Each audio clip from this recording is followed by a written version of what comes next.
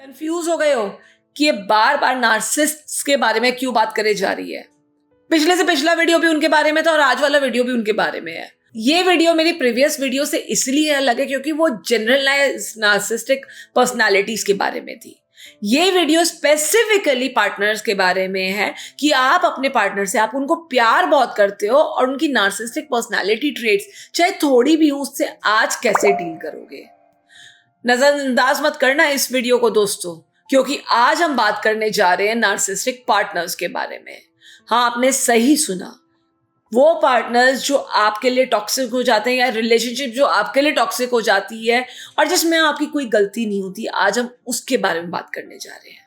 हमजा और बदरू ने love marriage की थी और हमजा और बदरू बहुत अच्छी तरह रह रहे थे, लेकिन बदरू का अल्कोहलिज्म या उसका उत्पीड़न करना हमजा को उसको टॉलरेट नहीं हुआ। कुछ कुछ सुना हुआ लग रहा है आपको? तो ये मूवी है डार्लिंग्स, जो कि अभी हाल ही में आई थी, जिसमें आलिया भट्ट और विजय वर्मा कास्ट में थे। रिलेट कर पाओगे नार्सिसिस्टिक ट्रेट पर्सनालिटीज को बदरू की पर्सनालिटी के साथ। जब मन चाहा प्यार किया, जब मन चाहा उसको डांट दिया, मार दिया, जब मन चाहा, क्योंकि everything in this relationship was about Badru only.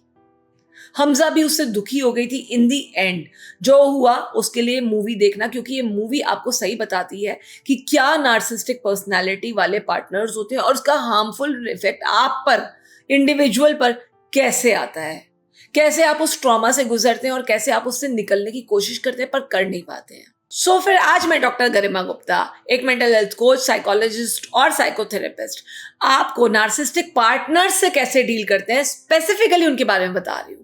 एक तरीका है कि आप उनसे कामली कम्युनिकेट करें, पेशेंस के साथ, शांति के साथ, गंभीरता के साथ। और जब भी, हालांकि मुश्किल लग रहा है आपको ये सुनकर भी, लेकिन जब भी बात करें तो आई फीलिंग्स, आई स्टेटमेंट्स के साथ बात करें। ब्लेम गेम मत खेलें कि तुमने ऐसा उस टाइम किया था इसलिए मुझे बुरा लगा। नहीं, आई फील डिसरिस्पेक्टेड या मुझको अच्छा नहीं लगा जब ऐसा ऐसा हुआ। तो talk only about your feelings, लेकिन उनका मूड भांप कर। अगर वो कम्युनिकेटिव हो रहे हैं तो उनसे बात करिए। 100% गारंटी है कि उस मूड में वो कहेंगे हाँ गलती मेरी थी, लेकिन ये बार बार करने से उनको रियलाइज होगा कि हाँ वाकई में I can change something about my behaviour. पर अगर आप उनसे डायरेक्टली बोलोगे ना, तुमको ये चीज ऐसे नहीं करनी चाहिए थी, मुझको बुरा लगा, सो उनकी ईगो एक ऑफेंड हो जाती है और वो आप पर ही वापस उल्टा वार करते हैं। तो इसलिए अपनी आई फीलिंग्स के बारे में कम्युनिकेट कीजिए। आज नहीं तो कल वो जरूर समझेंगे। दूसरा तरीका है कि आप बाउंड्री सेट करिए। कभी कभी नो कहना एक सेल्फ प्रोटेक्शन का जरिया होता है, ना कि सेल्फिशनेस का। हर बात में एग्री करोगे तो obviously they expect that out of you, but अगर कभी कभी ना बोलना शुरू करोगे तो अपनी फीलिंग्स, अपने आत्मसम्मान के लिए ना करना सीखोगे, अपनी केयर करोगे, अपने आप को प्रोटेक्ट करोगे। क्योंकि हर बार वो काम करोगे ना, यार 12 बज गया है, मुझे गर्म रोटी ही खानी है, चाहे आपकी कितनी भी तबीयत खराब हो, they are not listening to you, आपको गर्म रोटी बना के ही देनी पड़ रही है। कभी कभी मना करने से आपको अपने लिए थोड़ी सी केयर मिल जाएगी जो वहां से एक्सपेक्ट करनी मुश्किल है। सेट बाउंड्रीज और ना करना भी सीखिए। छोटी छोटी चीजों से शुरुआत करिए ताकि आप अपने लिए छोटी छोटी केयर कर पाओ और छोटी छोटी बाउंड्रीज सेट कर पाओ। बड़ी तो हम बाद में धीरे धीरे करेंगे, पहले छोटे से शुरुआत करिए। नंबर 3 कहता है कि आप अपने लिए सपोर्ट सीख करें। वो आपकी फैमिली हो सकती है, वो आपके फ्रेंड्स हो सकते हैं, वो आपका थेरेपिस्ट हो सकता है, काउंसलर हो सकता है। ज्यादा फर्क उस इंसान की पर्सनालिटी में आने से ज्यादा जरूरी है आपको समझना कि कैसे हम उनको डील करें। छोड़ तो सकते नहीं है, पार्टनर्स हैं हमारे। अगर नहीं छोड़ पा रहे हो, उनके साथ रहना चाहते हो, उन्हें दिल से प्यार करते हो और उन्हें ठीक करना चाहते हो, तो अभी हेल्प सीख करो। कई बार क्या होता है, कोई सपोर्ट ग्रुप होता है, कोई अपनी जीवन की कहानी सुना रहा होता है कि इस तरीके से मैंने इस प्रॉब्लम को डील करा, तो आपको सोल्यूशन मिलता है। सपोर्ट सीख करने से एक तो आपको मनोबल मिलेगा, दूसरा आपको नुस्खे भी मिलेंगे, तरीके भी मिलेंगे। फोकस करिए कि कोई आपके चारों तरफ जो आप दोनों का भला चाहता हो, एक ब्रिज की तरह काम करे या आपको सपोर्ट करे इंडिविजुअली। नंबर 4 कहता है नो योर वर्थ। अपनी वैल्यू खुद आंको। अगर आप अपनी वैल्यू कर पा रहे हो, अपनी रिस्पेक्ट कर पा रहे हो, तो आपका ही पॉजिटिव एटीट्यूड होगा। और वो पॉजिटिव एटीट्यूड की मानो ना मानो आपको बहुत ज्यादा जरूरत है। अपनी वैल्यू करो, अपने आप को अप्रिशिएट करो। अगर लगता है कि अपनी वैल्यू करना सेल्फिश है तो प्लीज भूल जाओ, क्योंकि आपको अपनी वैल्यू करने से एक सेल्फ रिस्पेक्ट मिलती है, न कि सेल्फिशनेस। अपने आप को अप्रिशिएट करो, अपनी छोटी छोटी उपलब्धियों को सेलिब्रेट करो।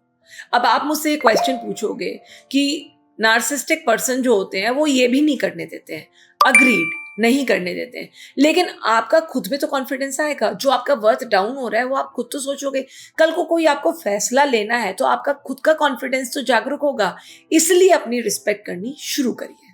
नंबर 5, रिएक्ट मत करो, रिस्पॉन्ड करो। एकदम रिएक्ट करते हैं तो वो आर्ग्यूमेंट हो जाता है किसी भी केस में। तो अपने पार्टनर के साथ पहले रिएक्ट करने की जगह रिस्पॉन्ड करिए। ट्रिगर आता है, वो आपको ट्रिगर करते हैं और आपका रिएक्शन आता है, that is what they want. लेकिन ये आपकी मेंटल हेल्थ के लिए बहुत नुकसानदायक है। तो मान लो अगर कोई अपनी ये नोज पोंछ के, गंदे से टिश्यू करके, गंदा पसीना पोंछ के आपके ऊपर फेंक रहा है, तो पकड़ोगे क्या? नहीं पकड़ोगे ना। तो ये तो आपके अपने मेंटल बैलेंस के लिए कि आप इस क्रिटिसिज्म को या आप कैसे इस ट्रिगर को पकड़ के रिएक्ट करते हो या कामली इसको रिस्पॉन्ड करते हो। Last but not the least, expectations manage करिए। एक्सपेक्टेशंस रियल होनी चाहिए, अनरियलिस्टिक तो बिल्कुल बेकार है। दिल में घाव है और आज बाहर मेकअप करके निकल रहे हैं, उसका कोई फायदा है? खुश तो हम तब भी नहीं है ना। तो पहले अपनी लिमिट्स को पहचानो, और इसमें बुराई नहीं है क्योंकि ये लिमिट्स आपको जाननी जरूरी है। आपकी लिमिट अगर आपको कहती है कि आप खुश नहीं हो तो आप खुश नहीं हो, उसको आइडेंटिफाई करने में कोई प्रॉब्लम नहीं है। इसको आइडेंटिफाई करो और एक्सपेक्टेशंस को बिल्कुल सटीक टू द पॉइंट रखो। इन दी एंड रिमेंबर, आपका मेंटल पीस और बैलेंस बहुत जरूरी है। तो दोस्तों, अगर नहीं हो पा रहा है, take a decision now before it is too late.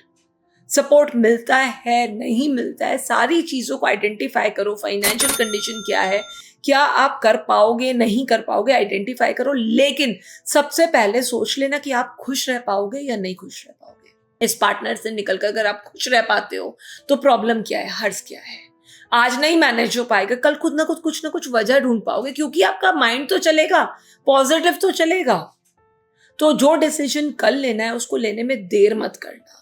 Please take your decisions wisely today. अगर आपका पार्टनर चेंज होने को रेडी है, अडेप्ट होने को रेडी है, so seek counselling, seek help and get that done as soon as possible. नहीं तो आपकी जिंदगी आपके हाथों में है। प्लीज उसका डिसीजन सोच समझ के लीजिएगा। तो दोस्तों, अगर आपको लगता है कि इस वीडियो के माध्यम से आप किसी की मदद कर सकते हैं या खुद की मदद कर सकते हैं, तो please do like, subscribe and share, और बेल नोटिफिकेशन पे प्रेस कीजिएगा। कमेंट में जरूर डालिएगा कि आप किस बारे में, किस टॉपिक के बारे में और सुनना चाहते हैं।